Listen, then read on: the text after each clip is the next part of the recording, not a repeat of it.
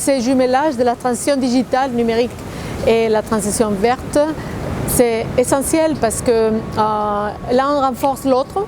On ne peut pas penser au numérique sans protéger tous les sujets de soutenabilité, sans contribuer à la soutenabilité de l'économie et aussi pour arriver aux objectifs de la décarbonisation.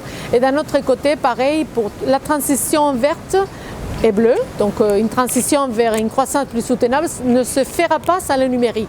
Le numérique peut aider, ce n'est pas seulement un tiers de la réduction d'émissions, c'est aussi que le numérique doit faire partie de toutes les solutions de lutte contre le changement climatique. Donc les deux vont ensemble, se renforcent, il faut les adapter comme un paquet et non pas de façon séparée.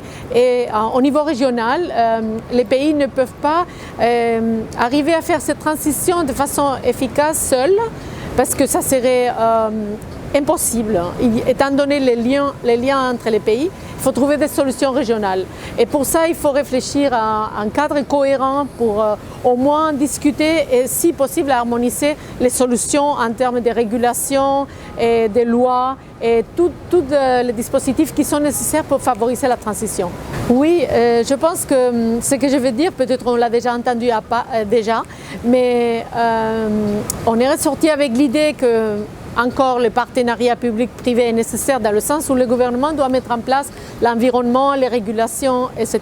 et même les pénalités quand nécessaire. Mais d'un autre côté, le privé doit contribuer avec son investissement et aussi le respect des régulations et l'engagement vis-à-vis de l'environnement et cette responsabilité sociale qui sera bientôt régularisée et régulée dans beaucoup de pays. Tout ça, c'est essentiel. Et en plus de ça, il y a les multilatérales, les institutions internationales qui étaient ici présentes, Banque mondiale, GIZ, AFD, Union européenne, etc.